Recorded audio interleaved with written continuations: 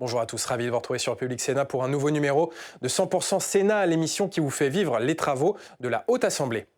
Place aujourd'hui aux travaux de la délégation des droits des femmes qui s'intéresse au masculinisme, ce mouvement qui prône la domination de l'homme dans la société et qui prospère en ce moment grâce aux réseaux sociaux, une idéologie masculiniste qui nourrit les violences faites aux femmes et également la menace terroriste. Je vous laisse écouter cette table ronde organisée au Sénat sur le masculinisme.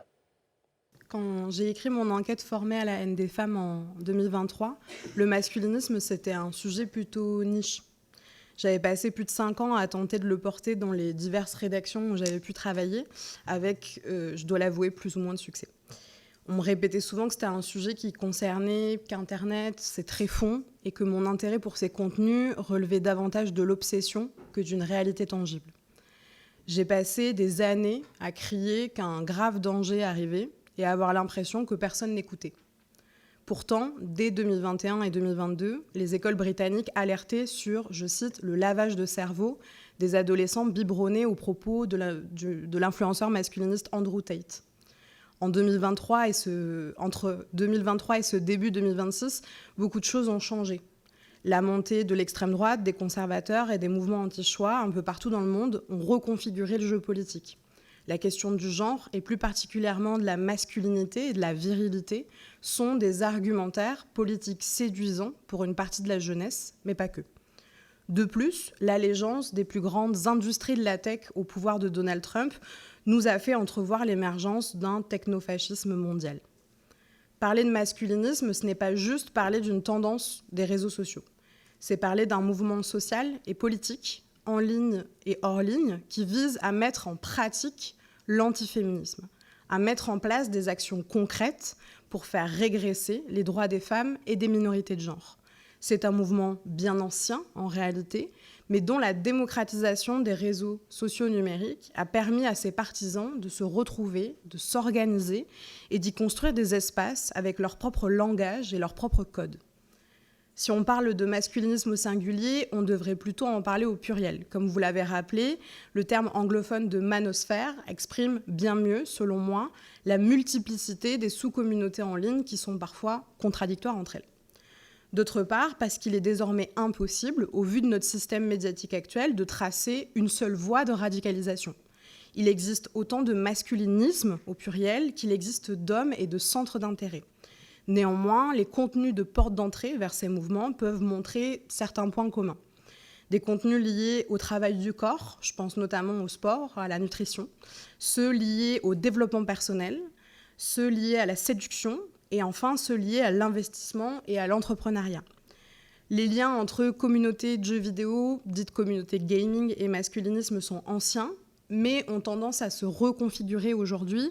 Et je dirais qu'il existe une sphère masculiniste et réactionnaire vis-à-vis du monde de la culture qui considère que nos livres, nos films, nos séries et nos jeux vidéo seraient gagnés par un wokisme, entre guillemets, et un pseudo-lobby féministo-LGBT.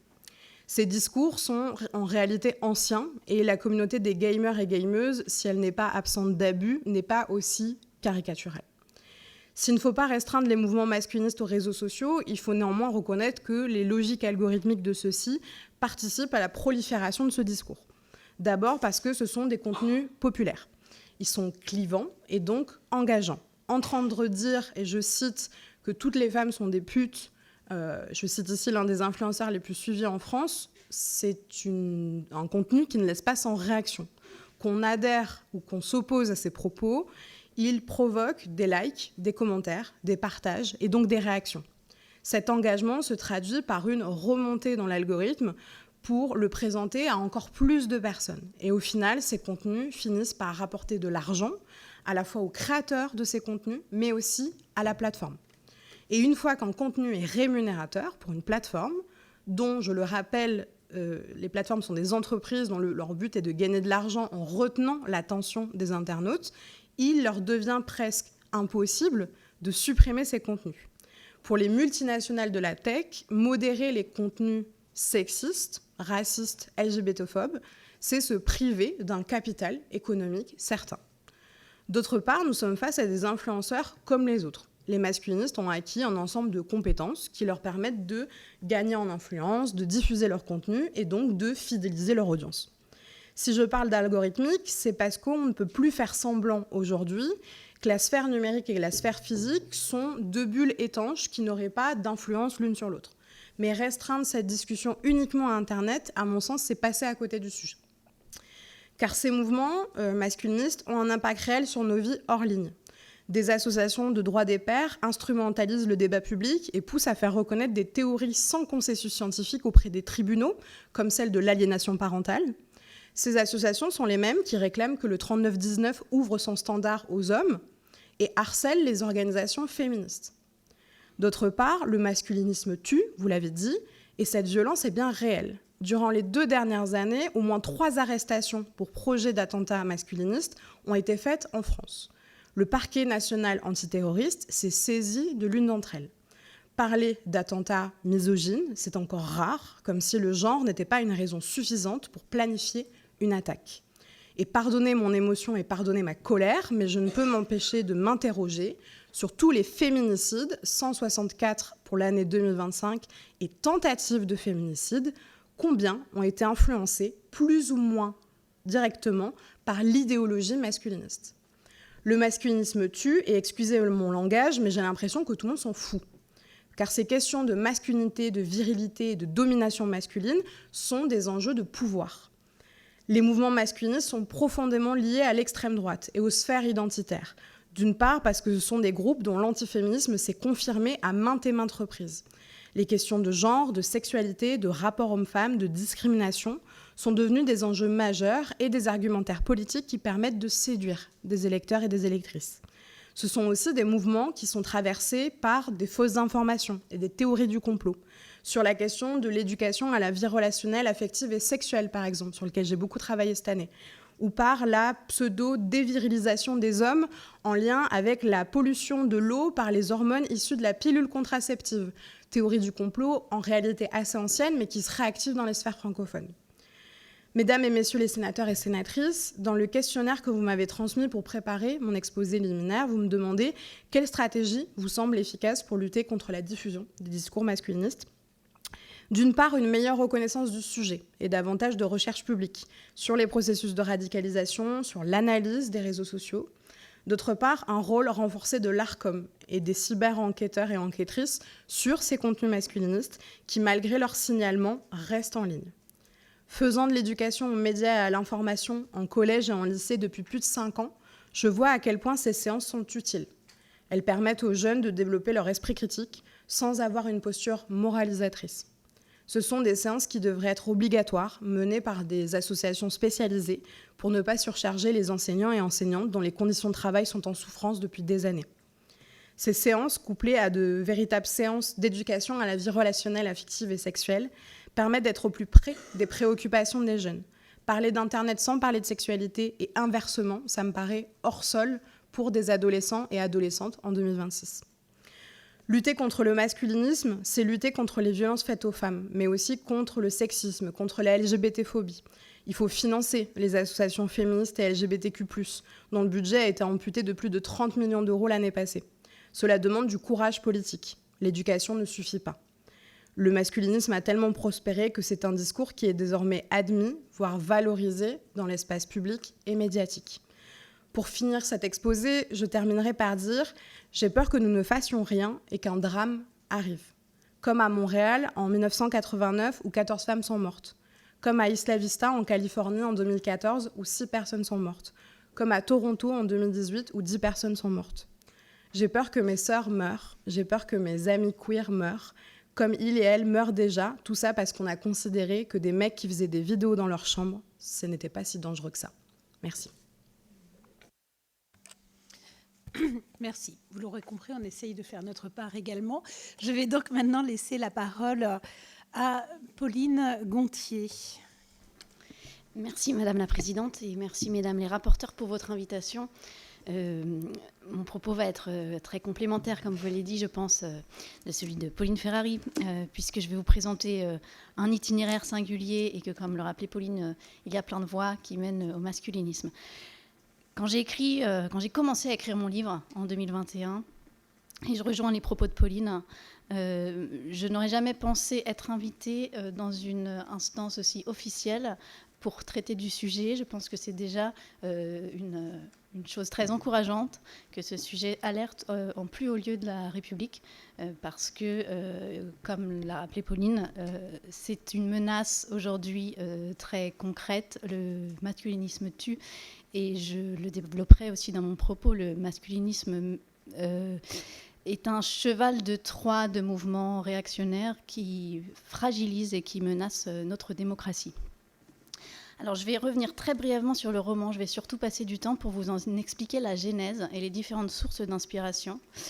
Et ensuite, je partagerai avec vous des interrogations, plus que des propositions, hélas, qui me sont venues au fil de l'écriture et qu'on aura peut-être l'occasion de développer dans cet échange. Alors, Madame la Présidente, vous avez très bien résumé le livre. Je ne vais pas y revenir. Il trace un itinéraire parmi d'autres d'un jeune homme, Baptiste, qui, à partir d'une déception amoureuse et en tapant « Comment reconquérir une ex » dans sa barre de recherche, tombe sur des forums masculinistes qui vont ensuite l'entraîner dans un jeu vidéo, Parthenia, qui donne le nom au roman, où il va être endoctriné par un autre homme masculiniste également, Christopher. Et ce jeu vidéo va être aussi infiltré par un mouvement, par l'équipe de campagne d'un homme politique qui s'appelle Bourgel, qui va directement cibler ces jeunes hommes pour faire qu'ils en soient conscients ou pas, écho à ses propos de campagne. Alors, Pauline disait il y a plusieurs masculinismes, et dans mon livre, j'ai voulu incarner de façon un peu archétypale les différents mouvements du masculinisme à travers différents personnages. On a Jérôme, qui est un ami proche de Baptiste, qui est un jeune homme plutôt rattaché à la mouvance MGTOW ou Incel, qui est en tout cas retiré, qui n'a pas de relation avec les femmes et qui ne cherche pas à en avoir, et qui nourrit, on le comprend, une grande frustration. Nous avons aussi Christopher, qui est là le jeune homme qui va, on va dire, séduire Baptiste, l'endoctriner, et qu'on pourrait rattacher au coach en séduction ou au pick-up artiste dans le vocabulaire de la manosphère. Donc là, qui est un homme avec beaucoup plus d'assurance, hein, et dont le but est d'apprendre à séduire un maximum de femmes. Et puis on a Bourgel, cet homme politique qui est, on va dire, un misogyne traditionnel, dans la grande lignée des misogynes de tout temps, on va dire, et qui est à la fois misogyne, homophobe, raciste. Voilà, c'est une pensée systémique. Dans mon roman, il y a aussi une dimension politique forte, et ça, c'était très volontaire de ma part. Je ne voulais pas seulement m'intéresser à ces jeunes hommes dans leur chambre et sur leurs jeux vidéo. Je voulais montrer à quel point le masculinisme était utilisé de façon active par des mouvements politiques réactionnaires organisés et instrumentalisés à leurs fins politiques. Alors si je reviens maintenant sur la genèse du roman et les sources d'inspiration, au départ je voulais écrire sur les hommes du backlash. J'avais écrit un premier roman sur les féministes et la création et les premières années du mouvement de libération des femmes, et je me suis dit, que se passe-t-il de l'autre côté du spectre ? Et j'ai choisi la fiction dans une démarche, on va dire, de compréhension. J'avais envie d'essayer de me mettre dans les baskets d'un jeune garçon qui petit à petit, l'image que j'utilise, c'est que c'est une grenouille dans l'eau du patriarcat. Pas plus que ça au départ. Ça n'est pas un jeune homme politisé. Et petit à petit, au contact d'hommes avec des idées politiques plus arrêtées, par le contexte, dans mon roman, du jeu vidéo, du divertissement, et sans s'en rendre compte, devient poreux, puis porte des messages misogynes, relaie l'idéologie masculiniste. Quand j'ai commencé à l'été 2021, j'ai une documentation assez limitée à consulter pour essayer de me faire une idée de cette communauté, parce que le sujet n'était pas encore, comme le rappelait Pauline, très identifié, et surtout pas dans la littérature francophone. Je me suis appuyée sur quelques travaux universitaires. Il y a eu des travaux d'une anthropologue, Mélanie Gourarier, sur les coachs en séduction, les travaux d'un Québécois, François Dupuy-Derry, sur les crises de la masculinité, mais très peu de médiatisation, en tout cas en France, du phénomène. Alors, il se trouve que de façon contemporaine, il y a eu un attentat à Plymouth en août 2021, commis par Jack Davison, qui était relié à la communauté incel, et qui a commencé à faire monter le sujet dans l'opinion publique européenne, on va dire, puisque la menace, qui jusqu'à 2021, les attentats avaient été commis sur le continent américain, se rapprochait. Et au même moment, la Commission européenne, et c'est les premiers travaux que j'ai pu consulter sur les incels, à travers son réseau RAN, donc Radicalization Awareness Network, de sensibilisation à la radicalisation, publiait un premier rapport, enfin des premières études sur les incels pour s'interroger sur quels étaient les profils d'incels, si on pouvait définir des profils, et comment déradicaliser de jeunes incels. Alors, cette faible disponibilité de matière documentaire m'a conduit à me plonger dans un travail de terrain et aller moi-même sur les forums. Alors, j'ai eu plusieurs surprises en faisant ça. D'abord, la facilité d'accès à ces sites. Il a suffi moi-même que je tape ce que mon personnage tape dans sa barre de recherche pour tomber sur des forums. Donc, notamment le forum jeuxvideo.com, le forum 1825 de jeuxvideo.com. Mais en allant sur Reddit, en allant sur 4chan, très facilement, je suis tombée sur des contenus dont la violence et la radicalité m'ont stupéfaite. Et m'ont atteinte d'ailleurs, parce qu'en passant une demi-heure, 1 heure ou un peu plus à lire ces posts, on est évidemment atteint. Ça nous met dans une... Je pense que ça met n'importe quel lecteur dans une situation de malaise ou de colère, en tout cas émotionnellement, on ne peut pas rester impassible devant ces propos. J'ai été aussi marquée, je l'ai retraduit dans mon livre, par le langage hermétique utilisé sur ces forums. Il y avait au départ, quand j'ai commencé à lire ces posts, un certain nombre de termes que je ne comprenais pas, issus notamment du jeu vidéo, mais pas seulement, qui participaient à un très fort communautarisme, et ce qui a pu me faire penser à un mouvement sectaire. En tout cas, la volonté d'utiliser certains mots ou certaines références communes, comme Pepe the Frog, pour se reconnaître les uns les autres et pour se donner un sentiment d'appartenance commune. Et puis, j'ai aussi été marquée par l'importance de la culture du jeu vidéo, notamment à travers les acronymes utilisés, et puis parce que une de mes sources, c'était le forum 1825 sur jeuxvideo.com, donc ça n'était pas étonnant. Alors, je viens maintenant justement à ce deuxième thème du jeu vidéo qui est très central dans ma fiction.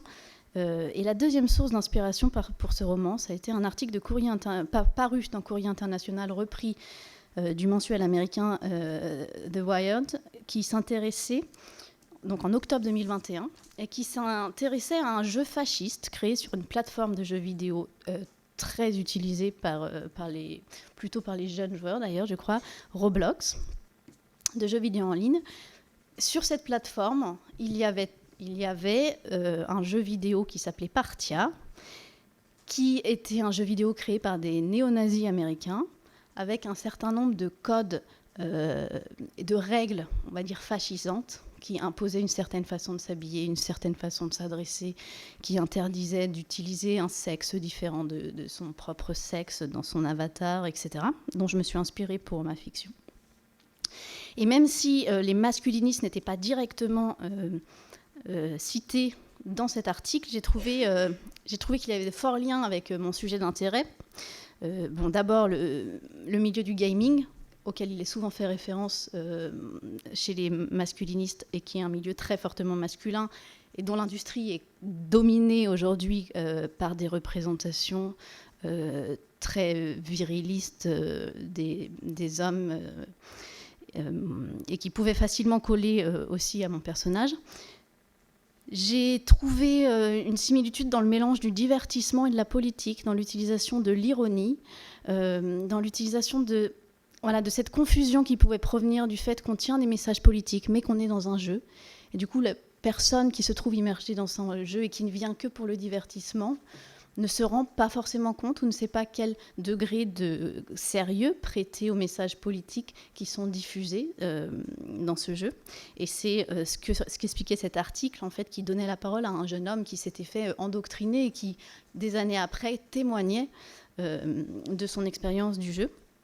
Et puis surtout, il m'a apparu que le jeu vidéo, en tout cas ce jeu Partia, pouvait être un lieu d'endoctrinement extrêmement facile. Et on sait que cette menace, cette utilisation des jeux vidéo pour endoctriner des jeunes personnes est déjà identifiée par les services français, puisque pour la menace, pour le recrutement islamiste par exemple, il y a des recrutements sur les jeux vidéo. Sans doute que l'anonymat facilite l'approche et le recrutement. Et puis, je pense, le côté immersif du jeu vidéo qui déréalise en partie les propos politiques tenus et qui permet une conversion douce puisqu'elle prend les traits du divertissement. J'ai pu retrouver sur YouTube une vidéo dans ce jeu Partia à l'époque, en 2021, qui m'a permis d'imaginer mon propre jeu vidéo. Et puis cette vidéo a été supprimée depuis. Et la troisième source d'inspiration, ça a été la campagne d'Éric Zemmour. En 2021-2022, en préparation des présidentielles, puisque donc Éric Zemmour, on peut facilement le rattacher à la communauté masculiniste si l'on s'en réfère à son pamphlet misogyne Le Premier Sexe, publié en 2006. Et il avait autour de lui une équipe de jeunes gens qui avaient très bien compris l'utilisation des réseaux sociaux et l'importance de l'utilisation des espaces numériques pour donner de l'ampleur au message de leur candidat, dont Samuel Lafont, qui était chargé de la communication numérique du candidat.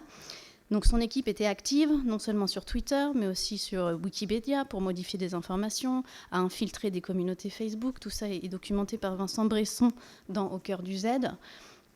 Et c'est par cette porte-là que je me suis intéressée, du coup, aux pratiques politiques d'utilisation des espaces numériques, et notamment des communautés masculinistes, au profit de leurs propos politiques.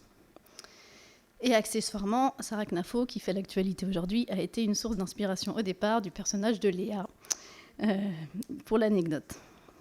Alors en guise de conclusion, je voudrais partager avec vous quelques interrogations qui m'ont été inspirées par l'écriture de ce livre.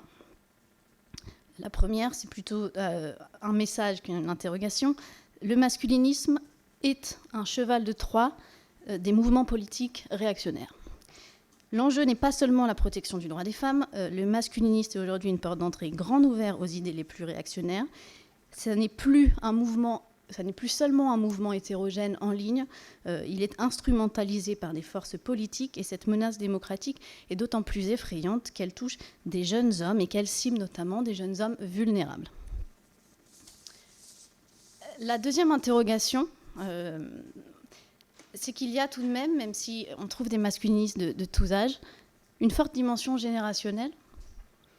Aujourd'hui, quand on regarde ce qui est documenté comme le gender gap, donc les comportements politiques des jeunes générations, on observe une différence croissante entre les votes des jeunes femmes et les votes des jeunes hommes.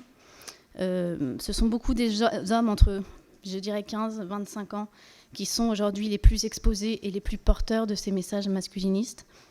Que faut-il en comprendre ? Est-ce que, on en avait parlé, je crois, avec Pauline, est-ce que le mouvement MeToo a percuté de façon particulière des jeunes au moment de leur construction identitaire ? C'est arrivé pour ces jeunes hommes avant qu'ils soient adultes et avant qu'ils comprennent peut-être tout ce qui se jouait dans les messages qui ont été portés par la vague MeToo et qui étaient essentiels, mais ils ne les ont pas, peut-être, ils ont réagi plus qu'ils ont compris ces messages. Ou est-ce que le masculinisme n'est qu'une voie commode pour exprimer une colère ou une frustration générationnelle ? Ma troisième interrogation est beaucoup plus large. Donc, le phénomène masculinisme s'est déployé largement grâce aux réseaux sociaux et aux outils numériques. Comment faire survivre la démocratie à l'ère numérique ? Et je me suis posé cette question en regardant un documentaire sur le procès Depp Heard aux États-Unis, où les jurés populaires ont été complètement influencés par l'activisme au cours du procès des masculinismes en ligne. Quel pouvoir, quelle confiance peut-on encore avoir dans la démocratie lorsqu'on est confronté à ces manipulations ciblées et massives de l'opinion ? Et puis je vais finir peut-être sur un propos plus positif, c'est ainsi que je finis mon roman. Comment promouvoir d'autres imaginaires ? Puisque l'efficacité du masculinisme repose sur le fait qu'il utilise des images, des représentations largement ancrées dans les imaginaires collectifs, virilistes, machistes, assis sur des siècles de production artistique, et que les fictions, notamment les fictions immersives comme celles des jeux vidéo, ont un pouvoir puissant pour façonner les imaginaires des joueurs qui les pratiquent. Donc j'ai voulu conclure mon roman sur ce point en montrant qu'une manière de lutter était de participer à la construction de fictions alternatives, et notamment dans le milieu du jeu vidéo, mais pas seulement, pour combattre les clichés réactionnaires véhiculés par ces mouvements masculinistes. Et je ne suis pas capable de le traduire directement en préconisation de politique publique, mais indéniablement, une guerre culturelle est à l'œuvre, dans laquelle le pluralisme des médias, le pluralisme du monde de l'édition, l'indépendance de la production artistique doivent être au centre des préoccupations de ceux qui souhaitent lutter contre la montée d'une vague antidémocratique dont fait partie le masculinisme. Merci pour votre attention. Madame Ferrari, j'avais eu l'occasion de vous entendre à l'occasion des Journées internationales de la mi-prof. J'ai pu mesurer votre engagement, acheter votre livre, et je n'ai pas fini de le lire. Mille pardons pour ça. Différentes choses néanmoins m'ont frappé dans ce que vous dites et dans ce que vous écrivez, et qui peuvent être recoupées avec des choses qu'on a pu déjà entendre en audition. Vous dites, Madame Gontier, vous parlez d'endoctrinement. En effet, il me semble que tout ça s'apparente à une dérive sectaire basée sur un profond malaise, un profond mal-être, et qu'en effet, quand on a du prêt-à-penser et des idées toutes faites à proposer aux gens, c'est facile de s'y raccrocher. Et néanmoins, Madame Ferrari, vous expliquiez, lorsque je vous ai entendu, qu'il faut parler fait face à des gens qui sont des complotistes en réalité, et pas essayer de convaincre, qu'on ne fait que renforcer. Et ça nous a été dit par d'autres personnes. Donc je vais essayer d'aller dans le même sens que la présidente Verrien. Est-ce qu'il y a une façon de s'adresser aux masculinistes pour essayer de s'en sortir? Quel discours nous devons-nous avoir pour essayer de lutter contre ça? Première question. Deuxième observation.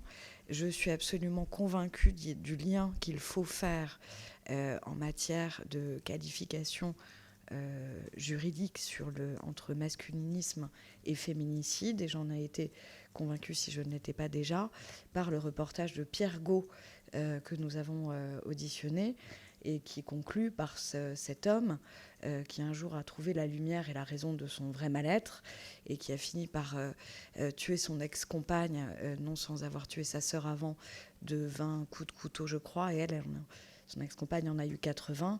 C'est un féminicide par quelqu'un qui a été convaincu de passer à l'acte par des mouvements masculins.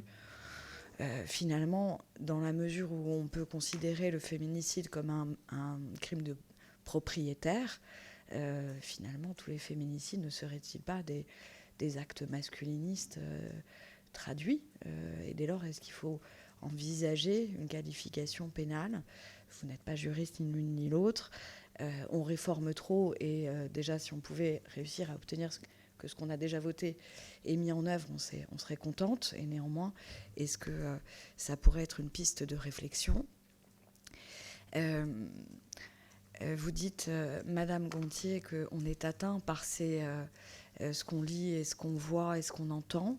Il y a une insensibilisation progressive qui nous a été décrite par d'autres, et je dois bien admettre que moi-même, depuis 2 ans et quelques que je suis élue, on se fait le cuir. On imagine l'effet que ça peut avoir sur des jeunes. Vous parlez des jeunes hommes, mais il y a également des jeunes femmes avec des mouvements inquiétants, un peu sidérants pour la fille d'une femme des années 80 que je suis, de voir le retour des tradwives, c'est-à-dire ce retour à des valeurs traditionnelles qui n'ont pas l'air d'être couronnées d'un grand succès, puisque certaines en sont revenues étant plantées à 26 ou 28 ans par leur mari qui préfère des plus jeunes. Mon Dieu. Comment on s'adresse à ces femmes, jeunes femmes, et s'agissant de l'instrumentalisation politique que vous observez et qu'on est plusieurs à constater venant de l'extrême droite. Y a-t-il un cynisme ou est-ce que ça recoupe intrinsèquement l'ADN de ces mouvements-là? Est-ce que c'est une récupération politique ou juste une convergence de leur lutte? Merci. Après, vous tout de suite, oui. Allez, Laurence Rossignol, vous répondrez globalement aux deux rapporteurs et après ce sera nos collègues. Oui, je pense que c'est mieux qu'on fait des... D'abord, merci à vous deux pour votre travail, pour votre obstination et pour celle de Pauline Ferrari. Peut-être une petite anecdote à vous raconter. Je suis par ailleurs avec une autre crinoline, une autre capeline. Je suis aussi présidente d'une association féministe, l'Assemblée des femmes, qui organise chaque année une université féministe. On a fait en 2019 une université féministe dont le thème était masculiniste et antiféministe. Qui sont-ils? Où sont-ils? Quels sont leurs réseaux? En fait, c'était trop tôt. C'était trop tôt parce que il n'y a eu aucun relais. C'est pour ça que je partage totalement ce sentiment d'avoir vu quelque chose se passer dans une indifférence assez grande. On pourrait discuter longtemps sur la nature de cette indifférence, d'ailleurs, qui n'est pas que de l'ignorance. Voilà. Et moi, je me réjouis de voir qu'aujourd'hui, il y a plus de chercheurs qui travaillent là-dessus et que c'est enfin identifié pour ce que c'est. Je voulais vous poser quelques questions. La première concerne ce dont vous n'avez pas parlé. Vous n'avez pas évoqué la place de l'industrie pornographique dans le développement et la banalisation du masculinisme et l'influence qu'elle a aussi sur les jeunes générations et comment se combine dans les jeunes générations l'exposition aux algorithmes et la fréquentation régulière, voire assidue, des sites pornographiques. Ça, c'était le premier sujet sur lequel je voulais vous interroger. Le deuxième, c'est sur les femmes qui participent au masculinisme. Par rapport à ce que disait Olivia il y a un instant, c'est comment on s'adresse à elles. En fait, j'ai quelques années de féminisme derrière moi. J'ai longtemps pensé qu'il y avait des femmes qui étaient sous influence, qui n'avaient pas les moyens, forcément, la capacité de s'émanciper. Je pense aujourd'hui qu'il y a des femmes qui sont objectivement et de manière militante, complices et actives dans la lutte contre le féminisme. Quelle place on leur donne dans les travaux que nous menons, nous, sur l'industrie, sur le développement du masculinisme. Ça, c'était ma deuxième question. La troisième, c'était pour répondre sur les outils.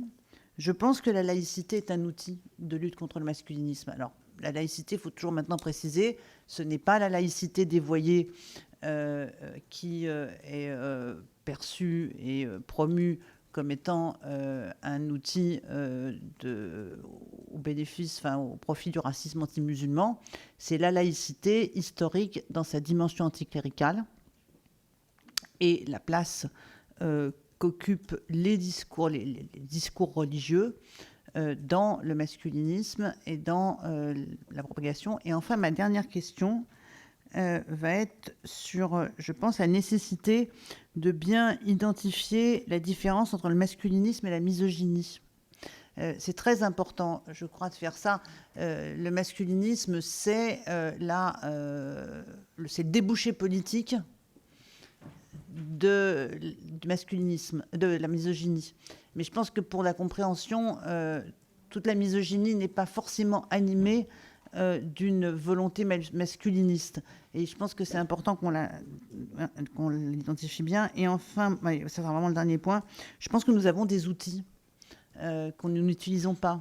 Je dis ça du point de vue du législateur, parce que nous, on a toujours tendance à penser que si on fait une loi en plus, ça va être vachement bien, et on va régler tous les problèmes. Je pense qu'il y a des outils. Le DSA est un outil que la Commission européenne n'utilise pas suffisamment, puisque la Commission européenne a la capacité d'infliger des sanctions financières d'abord, puis ensuite des suspensions de sites.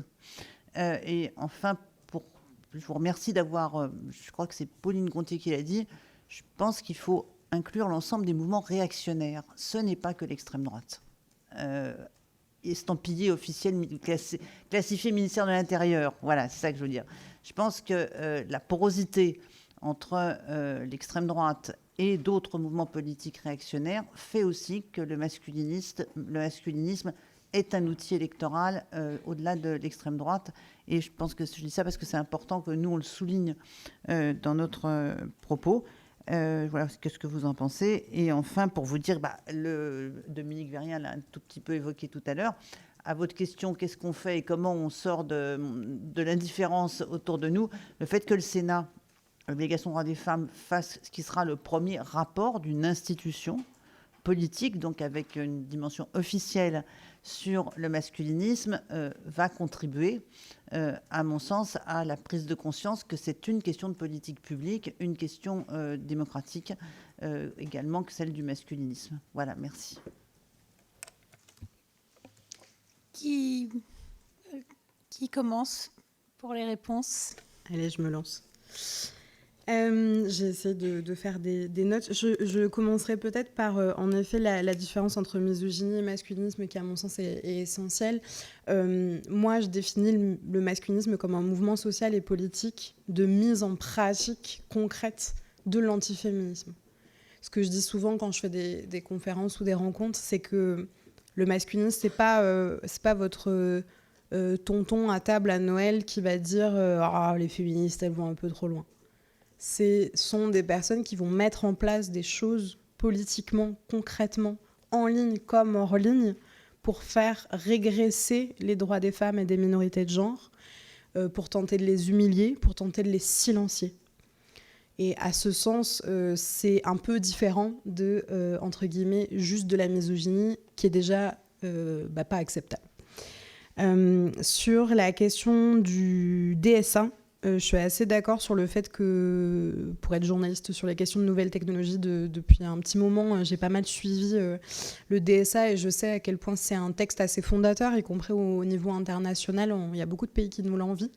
La seule problématique des textes européens, là encore, c'est qu'on est face à des plateformes qui sont des multinationales détenues par des multimilliardaires, pour qui les amendes de quelques millions d'euros ne sont pas un problème et qui malheureusement en fait sont dans une perspective politique aussi, que je pense à Mark Zuckerberg qui a supprimé totalement la modération sur les fausses informations, sur les questions de genre et les questions LGBT sur tous les applications du groupe Meta. Je pense aussi à Elon Musk, bien sûr, qui est un bras droit de Donald Trump.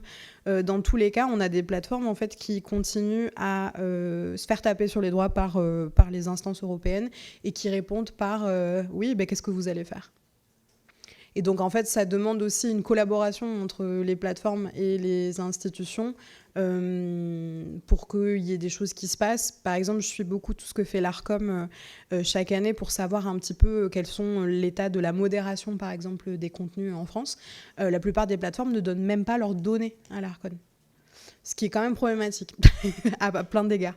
Donc le DSA, oui, mais j'ai toujours, je me demande toujours comment agir plus loin quand on voit que ce sont des plateformes qui, en fait, préfèrent payer plutôt que de changer leurs pratiques et leurs politiques. Sur la question des femmes qui participent à ces mouvements, j'ai un peu travaillé sur les tradwives cette année, donc je peux un petit peu vous répondre là-dessus. Le mouvement des tradwives, il est assez ancien en réalité, comme tous les mouvements réactionnaires. C'est un mouvement qui date des années 2010, d'abord au Royaume-Uni, puis aux États-Unis.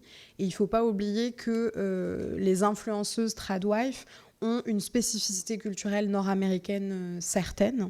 On n'a pas les mêmes tradwives, on va dire, en Europe qu'aux États-Unis. Il y a des différences culturelles certaines. Et moi, je parle de ces influenceuses comme des influenceuses qui se déguisent en femmes au foyer pour en fait, jouer à la dinette et filmer le fait qu'elles auraient une vie de femme au foyer, parce que si vous connaissez des personnes qui gèrent seules leur foyer ou des familles monoparentales, vous savez à quel point une robe ne reste pas aussi blanche après une journée. Néanmoins, ce qu'il faut retenir, c'est que les tradwives, ce sont des influenceuses politiques. La plupart ont pour conjoints, amis, des personnes dans des cercles politiques réactionnaires, notamment aux États-Unis, des sénateurs républicains anti-IVG, par exemple, ou en tout cas, ce sont des influenceuses qui font la promotion d'idées politiques. Et donc, comment on parle à ces jeunes filles qui peuvent être tentées par ces contenus ? Moi, la voie que je choisis d'adopter, c'est que le principe du féminisme, c'est le principe du choix. Et donc, en tant que femme, de pouvoir choisir ce qu'on a envie de faire. Et il n'y a aucun problème à choisir, en fait, d'être femme au foyer si tel est notre choix et tel est notre désir. Mais à partir du moment où on a des influenceuses qui romantisent une vie qui n'est pas conforme à la réalité et donc font peser des injonctions et des désirs de vie scénarisée, il y a déjà un petit souci. Ça reste des influenceuses comme les autres. Et d'autre part, le fait que ces mêmes influenceuses vont dénigrer les autres femmes pour leur choix, le fait qu'elles fassent des études, qu'elles choisissent de ne pas faire d'enfants, par exemple, sous prétexte de prétextes moraux, religieux. Voilà, Dieu n'a pas décidé notre rôle en tant que femme, notre rôle en tant que femme, c'est ça, c'est ça. Ben là, il y a un problème parce qu'on va à l'encontre de la notion du choix. Néanmoins, moi, ce que je constate aussi en étant avec les jeunes, c'est pas forcément cette notion de tradwife qui les traverse le plus, c'est davantage, en fait, la reconfiguration aussi des opinions politiques des jeunes garçons et leur conservatisme oblige aussi les jeunes filles à rentrer dans un certain moule conservateur dans le but de se faire accepter et de ne pas vivre des violences. C'est ça aussi qui se passe. C'est-à-dire que des jeunes filles qui auraient une parole un peu trop libre ou qui seraient un peu trop considérées comme féministes, etc., ben, en fait, face à des garçons qui deviennent de plus en plus conservateurs, elles risquent des violences aussi à exprimer certaines choses. C'est pour ça que quand je fais de l'éducation aux médias, je viens jamais dire on va parler de masculinisme. Je dis on va parler de stéréotypes de genre, on va parler de c'est quoi être une fille ou un garçon sur Internet. Parce que en fait, ça braque et sinon c'est juste des propos misogynes pendant 2 heures et les filles se sentent encore plus mal et les garçons se sentent encore plus puissants pour essayer de démonter des arguments. Et donc à mon sens, ces jeunes filles, elles sont aussi prises dans un environnement qui n'est pas évident, qui est que la société en elle-même est patriarcale et oppressante en fait pour ces jeunes filles sur les questions de genre, et qu'en plus leurs camarades peuvent avoir des propos masculinistes, misogynes, extrêmement offensants, et elles doivent naviguer avec ça. Donc je pense qu'il y a aussi de leur part une adhésion parfois malheureusement un peu stratégique de survie en fait, tout simplement. Et après je suis assez d'accord avec vous Madame Rossignol pour le dire qu'il y a des militantes, notamment en France, et j'ai quelques noms en tête, des militantes. Vous voulez que je dise les noms? Très bien. Je pense à notamment Thaïs Descuffon, les membres du collectif Némésis, dont Alice Cordier, qui utilisent clairement les questions des relations hommes-femmes ou qui instrumentalisent parfois la question des violences faites aux femmes dans une perspective xénophobe, raciste et réactionnaire, et de fait anti-féministe. Et dans ce cas-là, elles ne sont pas sous influence. Ce sont des jeunes femmes qui savent parfaitement ce qu'elles font, et ce sont des jeunes femmes qui ont un but très clair, qui est d'atteindre le pouvoir politique, et en tout cas d'avoir leurs désirs réalisés. Elles sont proches de certains hommes politiques, notamment Éric Zemmour, comme Pauline en parlait si bien. Et tout ça pour dire que c'est des femmes qui savent très très bien ce qu'elles font, et là-dessus... elles ont été aussi formées pour ça dans certains instituts politiques. J'ai oublié le nom de l'institut où a étudié Alice Cordier, mais des instituts en fait d'influence où on leur apprend aussi des techniques de communication et des techniques d'influence, et qui sont persuadés que par leur blanchité et par leur classe sociale plus élevée, ça va les sauver potentiellement des politiques antiféministes qu'elle pourrait subir. Et enfin, je finirai par ça, avant de te laisser la parole, Pauline, sur la question de la pornographie. C'est une question qu'on m'a beaucoup posée ces dernières années, auquel je n'ai pas forcément de réponse. D'une part, parce que dans les communautés masculinistes, il y a globalement un mouvement anti-porno et un mouvement anti-travail du sexe de manière générale, qui s'explique, selon ces influenceurs, par le fait que la pornographie modifierait la chimie du cerveau. Et donc, il y a énormément de masculinistes qui vont faire ce qu'on appelle, pardonnez-moi le terme, dès 9h le matin, là, mais de la rétention séminale. Donc, c'est le fait de ne pas éjaculer pendant une certaine période de temps. Il y en a certains qui se targuent de ne pas avoir éjaculé pendant 3 ans. Dans le but de augmenter leur niveau de testostérone. Scientifiquement, ça vaut rien, hein, vous vous en doutez. Mais en tout cas, il y a cette idée que si on n'a pas de masturbation, ce qui est lié à pas de pornographie, pas d'éjaculation, on deviendrait un homme meilleur, qui tiendrait mieux son érection, etc., etc. Du coup, sur la pornographie, j'ai un peu du mal à répondre parce que c'est un mouvement qui est très présent et qui existe dans ces communautés masculinistes. Et on voit à quel point aussi dans ces communautés masculinistes, la question du travail du sexe, je pense notamment au compte OnlyFans que certaines travailleuses du sexe peuvent avoir pour avoir des revenus, à quel point c'est un facteur à la fois de moquerie, mais aussi on va dire, d'accumulation de stéréotypes sur le corps des femmes. C'est-à-dire que cette notion de maintenant toutes les femmes sont sur OnlyFans, et donc toutes les femmes seraient des travailleuses du sexe, si on va dans cette idée-là. C'est quelque chose qui serait toutes des putes, voilà. Oui, je voulais rester un peu soutenue dans mon langage.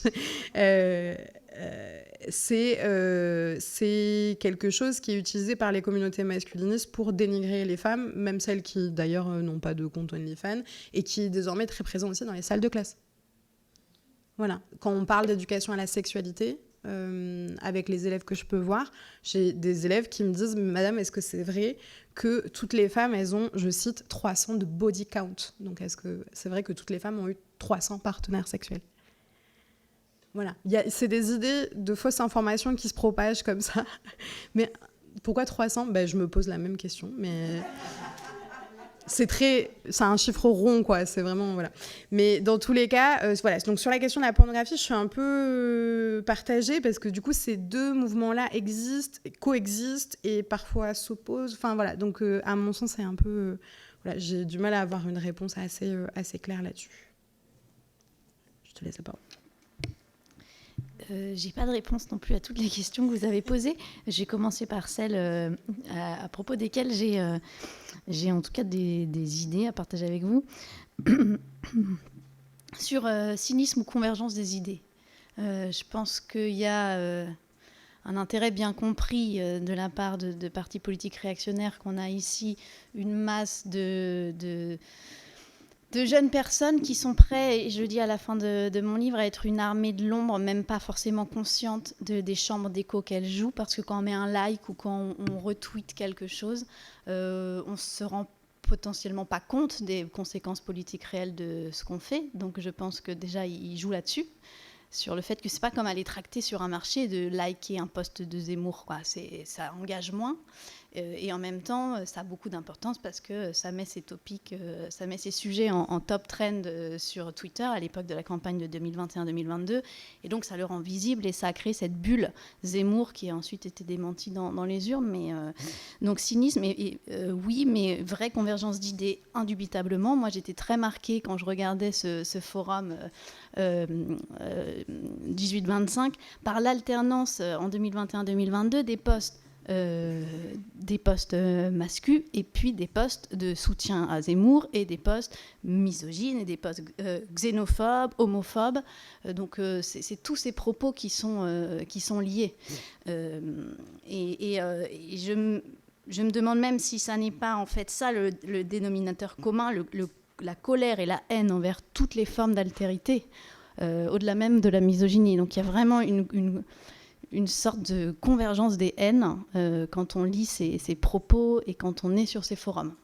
Et puis ensuite, la convergence se trouve aussi... il y a des connexions idéologiques évidentes. Il y a je dirais par exemple une vision très binaire du monde, une volonté de retour à l'ordre, une idéalisation du passé. C'est pas innocent si j'ai placé mon jeu vidéo dans une cité antique gréco-romaine.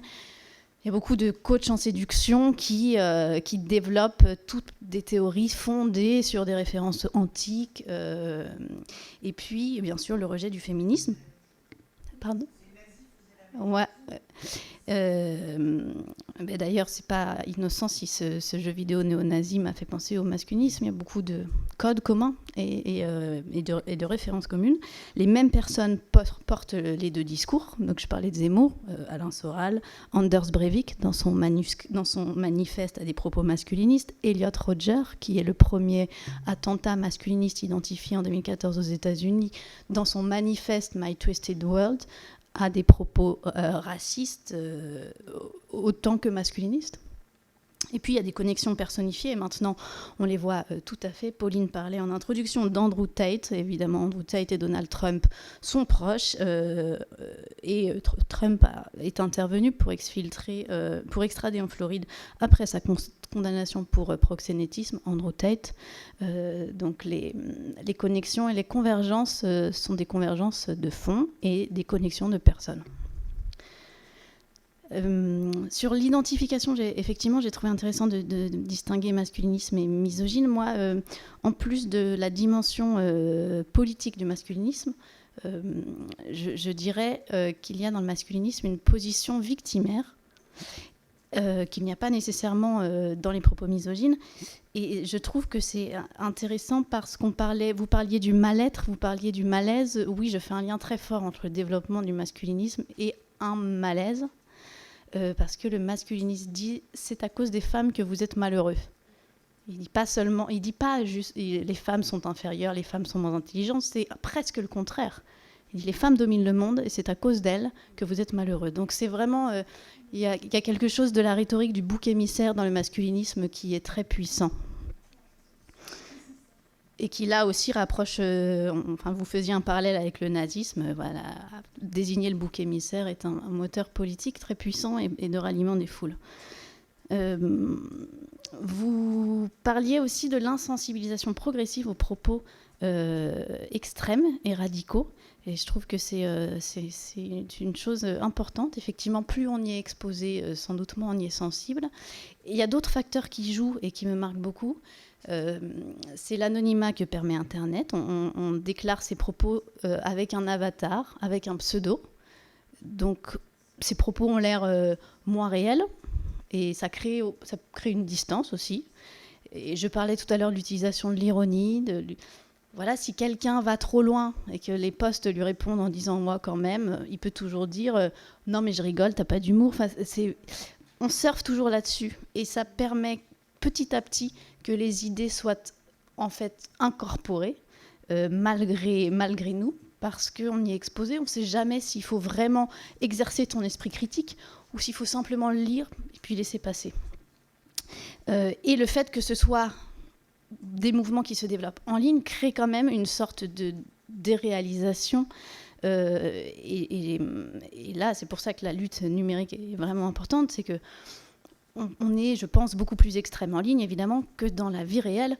Et la confrontation de personne à personne ne donnerait pas la même chose que la confrontation, et avec tout le jeu des algorithmes que décrivait Pauline, qui a lieu en ligne, et du coup qui lance beaucoup plus loin des jeunes hommes qui, au départ...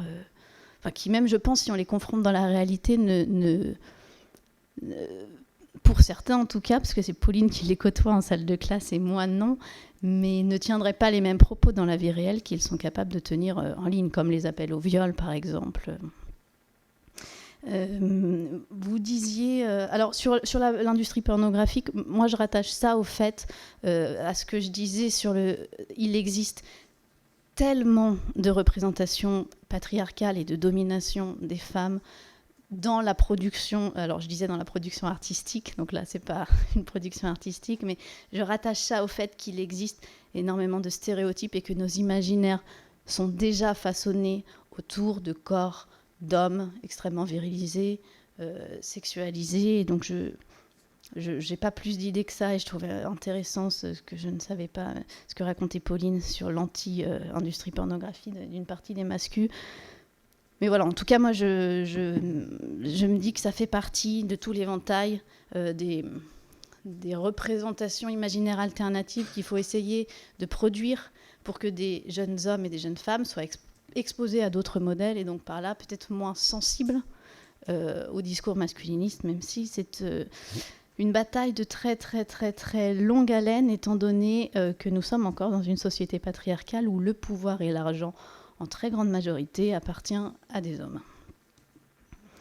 Et une dernière chose, vous disiez à juste titre, Madame la Présidente, qu'on pouvait se réjouir que vous traitiez la question et qu'elle soit du coup enfin portée politiquement grâce à ce premier rapport. Oui, c'est une question démocratique parce que... comme je le disais tout à l'heure, le masculinisme, c'est une volonté politique de destruction des marges et de destruction de la liberté de choisir sa vie, comme disait Pauline. Ils ont un modèle. Il y a un modèle d'homme, un modèle de femme, un modèle de vie correct, et il faut annihiler le reste. Donc on parle vraiment d'une question démocratique, on ne parle pas seulement des droits des femmes. Je voulais rebondir sur les propos de Colombe, sur justement vos interventions. Je voulais des précisions sur vos interventions dans les collèges ou lycées, puisque vous êtes au contact des jeunes et que vous faites ce genre de séances. Est-ce qu'il y avait une prise de conscience de la gravité de ce qu'ils peuvent faire? Parce que comme vous échangez avec eux, ou est-ce que pour eux c'est complètement abstrait? C'est-à-dire que l'univers du monde vidéo, c'est un autre monde, et que dans la vraie vie, c'est pas impactant. Vous voyez ce que je veux dire? Le décalage entre la réalité et le monde virtuel de la vidéo. Est-ce que c'est une prise de conscience par les jeunes, ou est-ce que pas du tout? Et est-ce que ça crée des problèmes réels de confrontation avec les filles au sein des discussions, quand vous avez des discussions collectives? Ou est-ce que les filles ont tendance à se renfermer et à les laisser parler, justement, dans la suite de ce que vous disiez tout à l'heure, sur le fait que, peut-être pour se protéger, on laisse filer, quoi. Donc je voulais voir dans quelle proportion ça se passait, comment ça se passait lors des échanges, dans vos interventions auprès des jeunes, parce que ce sont eux les premiers concernés, quand même.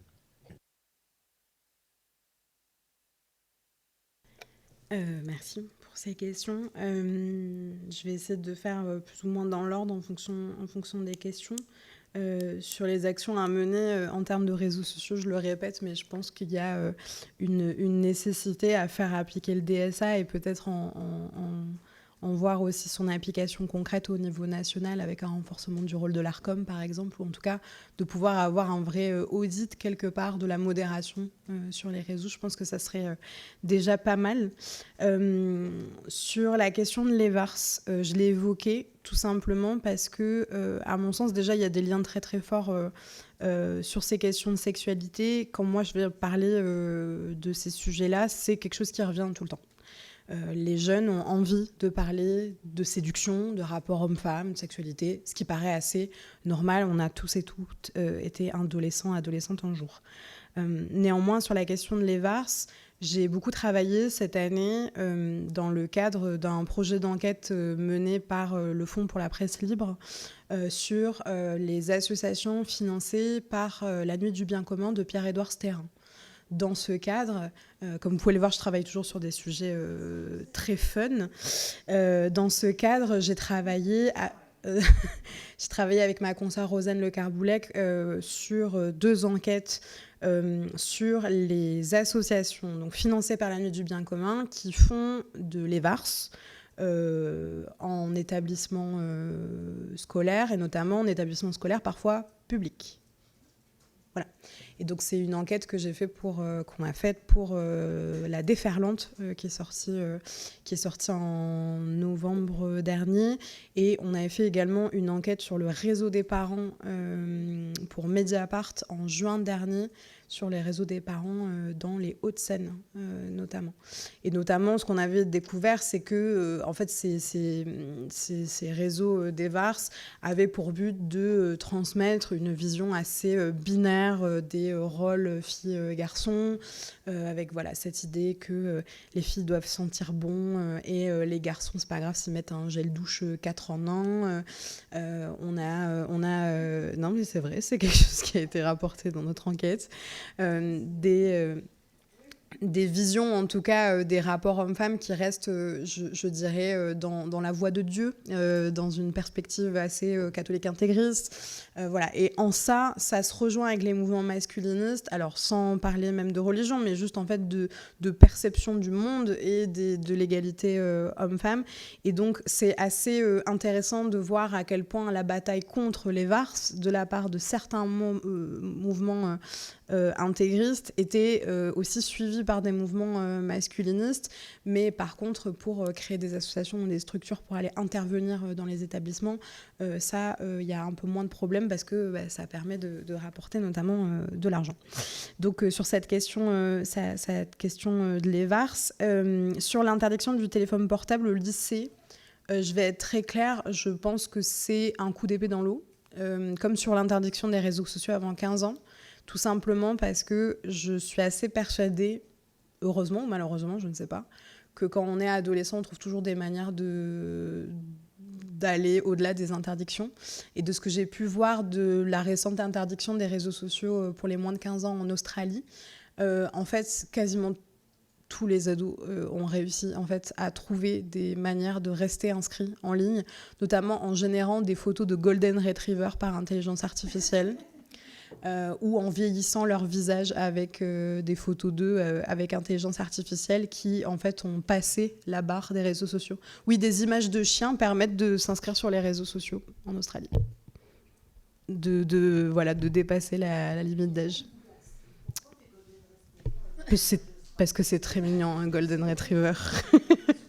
Mais en tout cas, là, dans les premières semaines, il faut rappeler que ça a été fait en décembre. On est encore, c'est très très récent pour en constater les effets.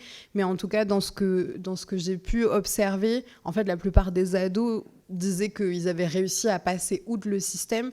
Et je suis assez sceptique quant à une culture de l'interdiction et non pas de l'accompagnement. Et je me pose aussi la question de quand ces ados-là débarqueront à 15 ans sur des réseaux sociaux qu'ils n'auront pas fréquenté, qu'est-ce qui va se passer ?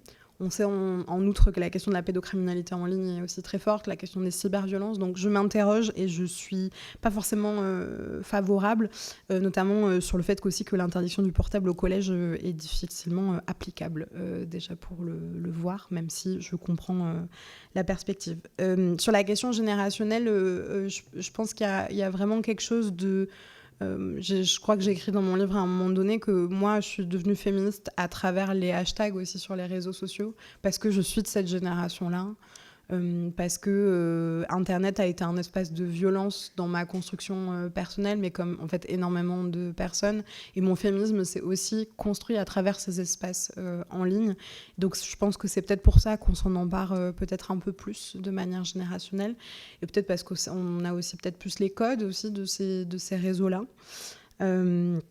Et sur cette question du masculinisme, est-ce qu'elle existe dans l'éducation ? Énormément. Depuis que mon enquête est sortie en 2023, il ne se passe pas une semaine sans que j'ai des demandes d'intervention dans des établissements. Je l'ai beaucoup fait les 2 premières années. J'ai arrêté de le faire tout simplement parce que aller dans un établissement qu'on ne connaît pas, où on ne connaît pas la classe, venir parler pendant 2 heures, ça ne change rien.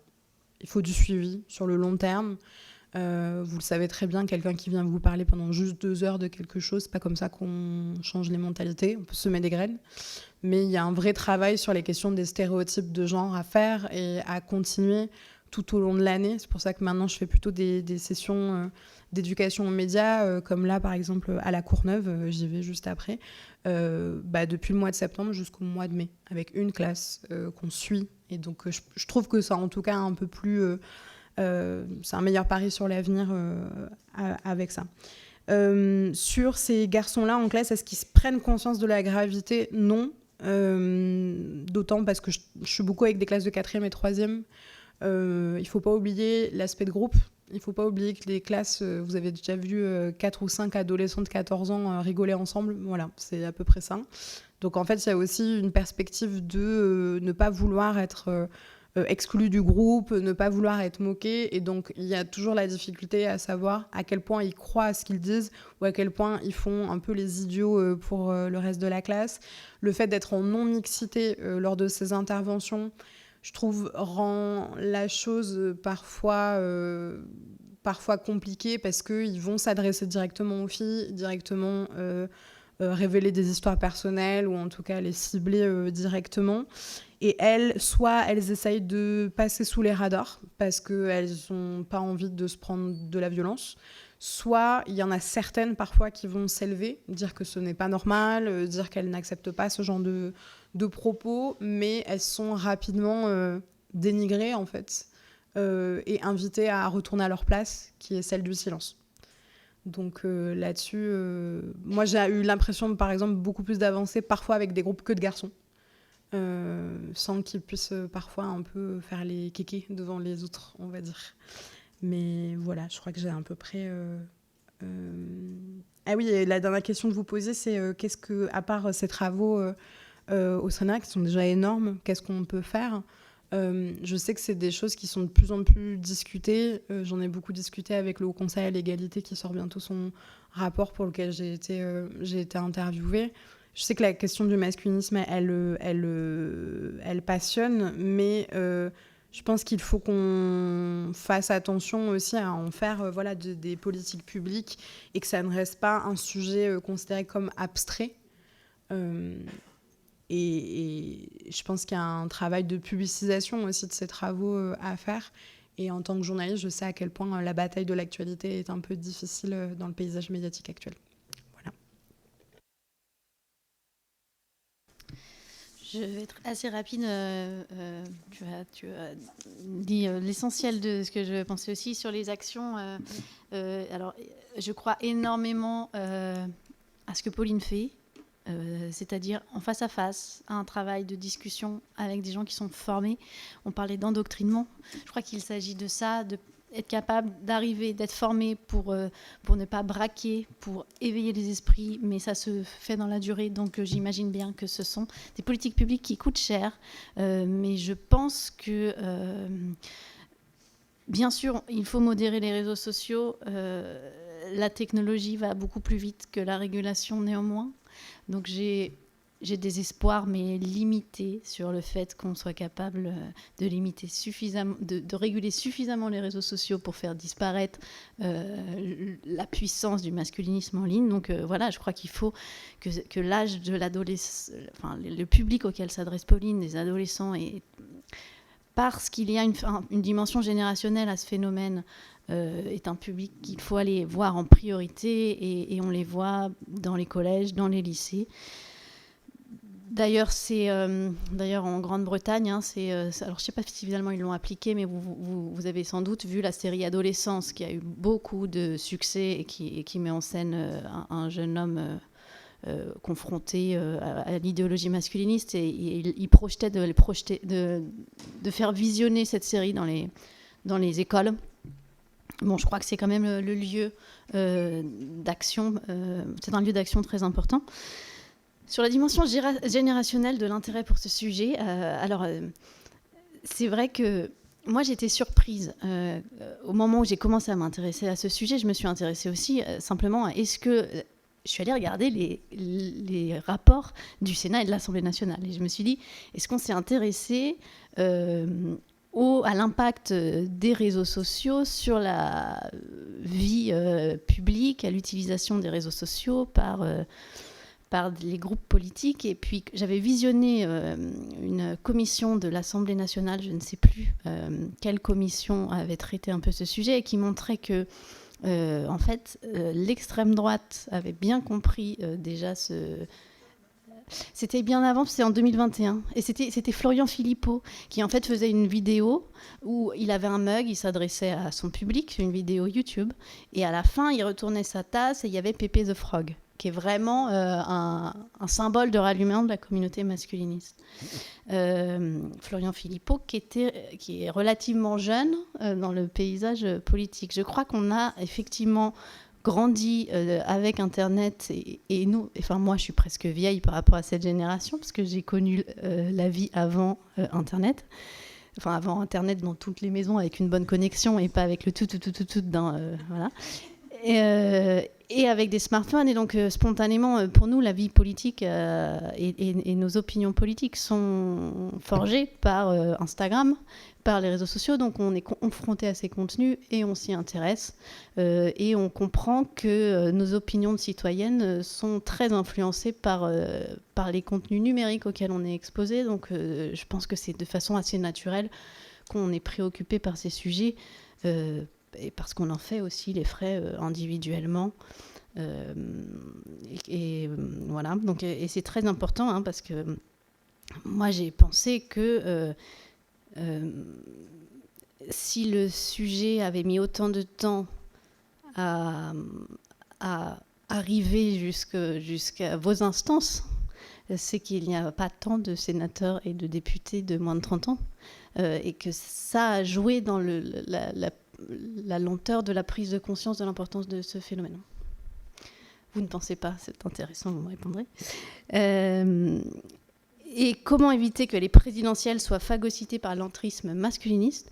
Eh ben, c'est déjà en parlant, comme vous le faites, en ayant beaucoup plus de publicité, d'articles, de médias sur ce phénomène. Et puis, je parlais de guerre culturelle.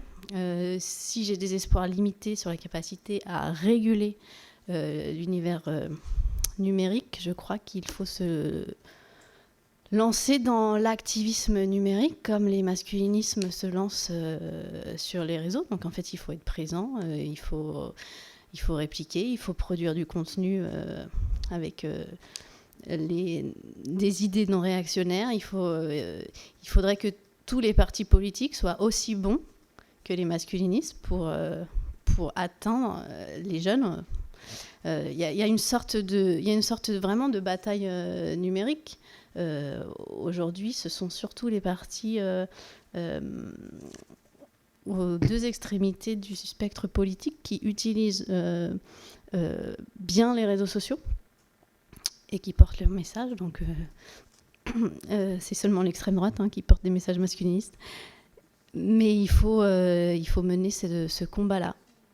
Et investir là-dedans, mais je sais que des partis politiques pour les présidentielles investissent déjà le développement et l'usage de l'IA pour être plus performants dans la diffusion de leurs messages.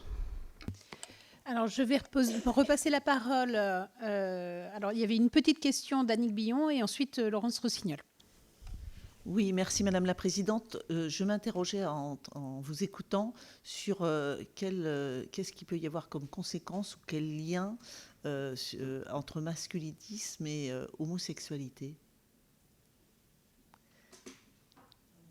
En fait, oui, voilà, homophobie, voilà. Non, mais voilà. Moi, je pense qu'il y a des homosexuels masculinistes. Mais... des conséquences, je disais, de l'homosexualité, vous voyez, homophobie, évidemment. Voilà, parce qu'il est question d'hommes, il est question d'humiliation, il est question de faire régresser les droits des femmes. Comment s'inscrit l'homophobie dans ces mouvements masculinistes ? Tu veux répondre ?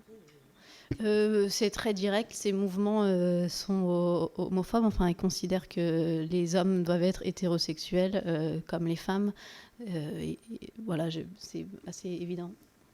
L'historienne du féminisme Christine Barr, elle parle d'intersectionnalité des haines quand on parle de masculinisme. C'est-à-dire qu'on parle à la fois, bien sûr, de sexisme, mais aussi de racisme, bien sûr, de LGBT-phobie.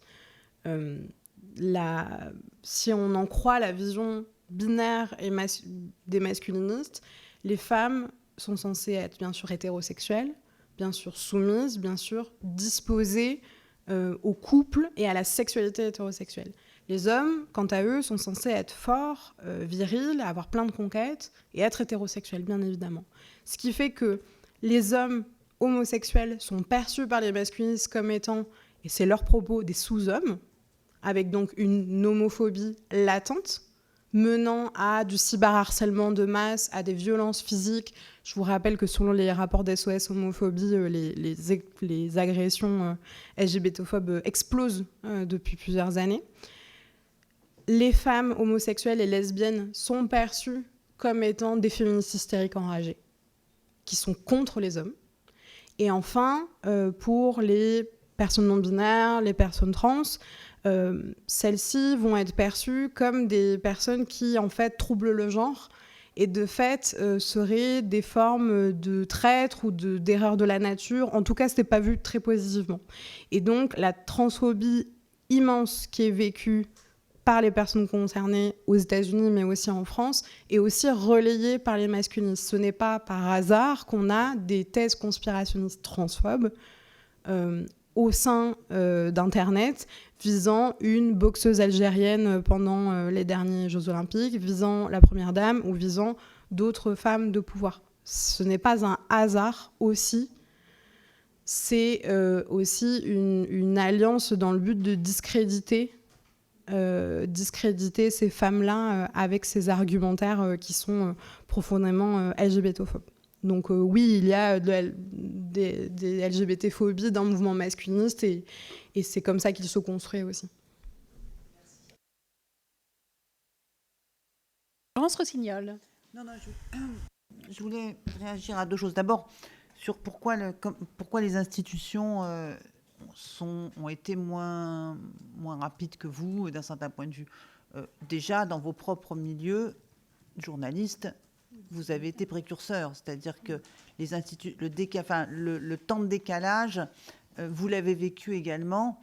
Est-ce que c'est parce qu'il n'y a pas assez de parlementaires de moins de 30 ans pour avoir plus de Bardella? Oui, c'est une idée. Et ça nous... Non, mais je pense que ça pose davantage la question de quelle est la place de la pensée féministe dans nos institutions. Et ce n'est pas un hasard que ce soit la délégation aux droits des femmes qui travaille là-dessus. Alors, est-ce que plus de jeunes parlementaires de moins de 30 ans accroîtraient la place de la pensée féministe dans les institutions parlementaires? Tout dépend des critères de sélection des fameux parlementaires en question. Donc, voilà, je suis un peu plus... mais c'est anecdotique, hein, par ailleurs. Non, je pense que surtout ce à quoi nous, on se heurte en tant que parlementaires féministes, c'est une indifférence ou une résistance au sujet qu'on porte. C'est-à-dire que le fait qu'on transforme ce qui est considéré comme étant des sujets de vie privée en sujets politiques, c'est-à-dire qu'on n'a toujours pas fait partager à l'ensemble de l'institution parlementaire un vieil adage du féminisme qui est que le privé est politique. Je crois que c'est ça. Alors après, est-ce que c'est des questions générationnelles? Tout dépend du mode de sélection. Non, j'ai un doute, moi, sur la réponse par l'activisme numérique. Pas simplement pour le masculinisme, je l'ai pour l'ensemble des sujets, parce que l'activisme numérique est antidémocratique, enfin, qui met en cause la démocratie. Et je me pose la question de savoir si on peut lutter à armes égales. Parce que l'activisme, c'est pas simplement une question d'énergie, de nombre de comptes, de nombre de bots, de nombre de bots russes, de nombre d'ingérences. C'est pas que ça. C'est que l'activisme numérique masculiniste ou suprémaciste ou suprémaciste ou raciste antisémite, il est aussi généré par les milieux complotistes. C'est-à-dire qu'il faut accepter d'avoir un rapport à la vérité qui est assez distendu. Et nous, on ne peut pas combattre à armes égales avec ça. D'ailleurs, c'est tout le problème aujourd'hui de la place de la démocratie dans le combat contre le nouvel obscurantisme. C'est-à-dire que leurs armes ne peuvent pas être partagées parce que si nous allons sur le même terrain et si nous utilisons les mêmes armes, alors nous cessons d'être ce que nous sommes. Et nous cessons de défendre la démocratie. Et la démocratie, l'information, etc. Donc j'ai un vrai doute aujourd'hui sur notre capacité à résister en déployant la guerre numérique avec eux. Et la deuxième chose, c'est sur les VARs et tout ça. En fait, j'écoutais Pauline Ferrari, mais c'est du travail de dentelle. C'est-à-dire qu'il faudrait des milliers de Pauline Ferrari. Et ben, il n'y a pas que Pauline Ferrari, il y a le planning, il y a tout un certain nombre d'associations qui font des VARs. Mais peut-être qu'il faudrait former les enseignants, comme on forme les magistrats, comme on a fait pour les magistrats. Quand on a vu que la justice était patriarcale, on a commencé à former les magistrats dès l'École nationale de la magistrature. Quelle est aujourd'hui la place de la formation des enseignants au masculinisme? Je pense qu'elle doit être assez faible. Plus qu'on forme les enseignants, c'est sur éviter les stéréotypes pour dire les filles sont bonnes en gym et les garçons en bon en maths. Voilà. Mais je pense que si des propositions qu'on peut faire, c'est quand même celle-là, parce que on n'y arrivera pas avec simplement une fois par an, dans un cours des VARs, plein de Pauline Ferrari. Allez-y, je vous en prie. Si vous me permettez, parce que c'est un sujet que je trouve passionnant que vous soulevez, Madame Rossignol. On ne peut pas, c'est vrai qu'on ne peut pas lutter à armes égales, puisque l'activisme numérique tel qu'il est pratiqué pose des vrais problèmes éthiques, qui est attaché aux principes démocratiques, qui normalement ne doit pas cibler des personnes de façon quasi marketing pour les endoctriner, parce que ça relève de l'endoctrinement, le ciblage qui a été pratiqué notamment par Donald Trump pendant sa campagne dans les swing states. Voilà. Donc je comprends évidemment pourquoi un grand nombre de partis ne se sont pas engagés sur ce terrain et ne veulent pas s'engager sur ce terrain, mais bon, je pense qu'il y a quand même il y a eu pendant longtemps une sous-estimation de l'impact des messages sur les réseaux sociaux, sur la jeune génération qui vote. Enfin, même moi-même qui fais des études très académiques et qui lis des journaux, je suis influencée par ma bulle algorithmique Instagram, et je sais que c'est qui m'atteint par ce canal parvient à m'influencer dans mes opinions politiques. Donc il y a quand même une sous-estimation du fait que l'agora politique aujourd'hui, elle se passe beaucoup en ligne. Et qu'il faut vivre avec ces technologies-là. Mais la question est très complexe, parce qu'il faut néanmoins rester ferme sur les principes qui fondent la démocratie, et que certains partis en font fi, et qu'ils gagnent la bataille avec des armes que nous ne souhaitons pas utiliser. Et je crois qu'il est important de le rappeler. Voilà, c'était simplement sur ce point. Et sinon, oui, la formation des enseignants, Pauline sera plus pertinente sur le sujet, mais moi, a priori, je trouve que c'est une bonne piste, puisqu'il faut faire, ce que je disais, mettre des milliers de Pauline, ça va sûrement coûter cher. Donc le salaire de Pauline soit mirobolant, mais c'est lourd. Donc si on doit faire avec ce qu'on a, c'est déjà une bonne piste. Mais là encore, voilà, c'est vraiment les former à comment on déradicalise. Il y a quelque chose de cet ordre-là. Absolument. Et puis au-delà de ça, moi je reste simple journaliste, c'est-à-dire que je n'ai pas de diplôme en sciences de l'éducation. Je fais de l'éducation aux médias parce que j'ai un amour de l'éducation populaire depuis très longtemps, et parce que je vais pas mentir, je m'éclate à faire des projets médiatiques avec des jeunes, de les voir changer, réfléchir, je trouve ça, et qu'ils soient fiers d'eux, en fait, surtout, c'est ça. Moi, c'est pour ça que je continue à faire ça, alors que, on va dire, c'est un peu éloigné de mon métier premier, qui est celui de faire de l'enquête, en fait. Donc oui, je pense qu'il faut former les professeurs.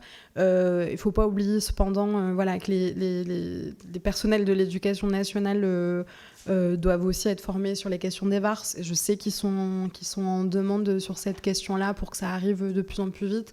Et que c'est un sujet qui leur fait peur aussi. Moi, c'est ce que je constate, c'est que quand on parle de numérique avec les parents ou avec les professeurs, il y a un peu une politique de l'autruche, parce que soit on ne connaît pas, soit on ne sait pas trop ce qu'on va découvrir, et donc ça reste une nébuleuse comme ça. On parle par exemple de plus en plus de harcèlement scolaire. J'interviens aussi dans les établissements pour parler de cyberviolence, donc de cyberharcèlement, de revenge porn, etc. je vois les adultes être pas très à l'aise sur ces questions-là, que ce soit par manque de connaissances, par manque de temps d'aborder ces questions. Et en effet, intervenir une fois par an, c'est très peu suffisant. On a des jeunes professeurs, je pense notamment en Seine-Saint-Denis, là où j'habite, qui font un travail incroyable et qui intègrent en fait ces questions-là au fur et à mesure dans différentes matières.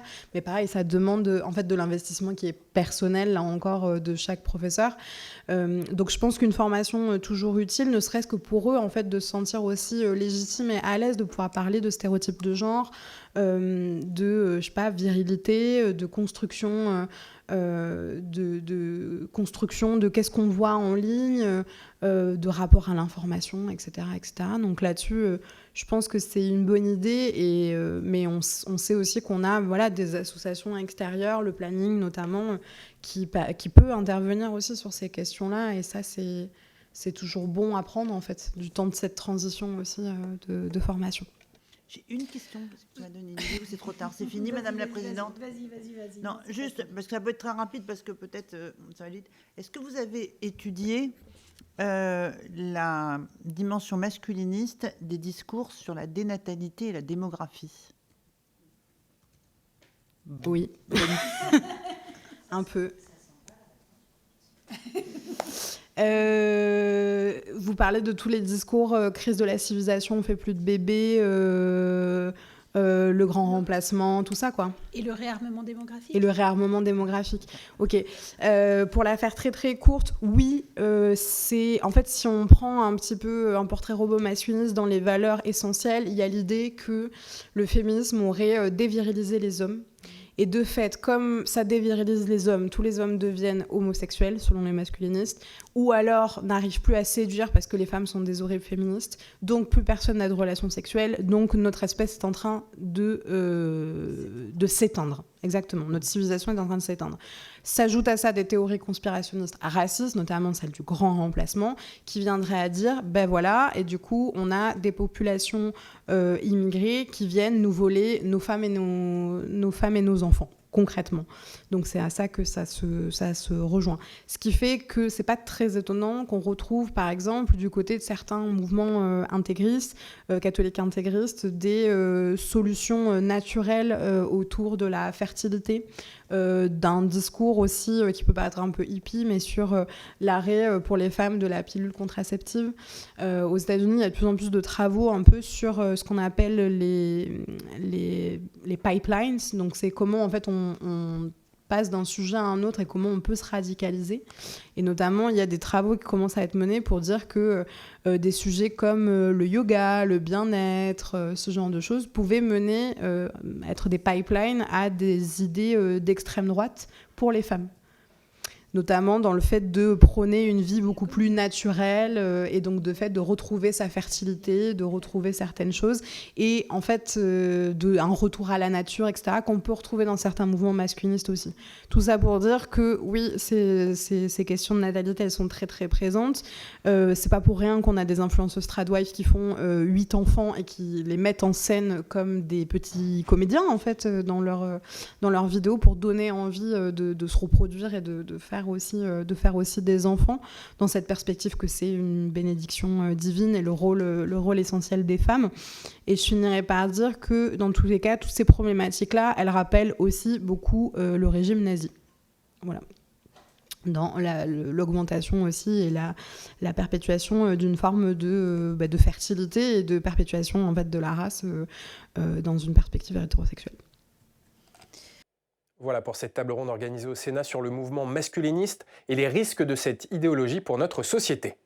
C'est la fin de cette émission, merci de l'avoir suivi. Continuez à suivre l'actualité politique et parlementaire sur notre site internet publicsénat.fr. Je vous souhaite une très bonne journée sur Public Sénat.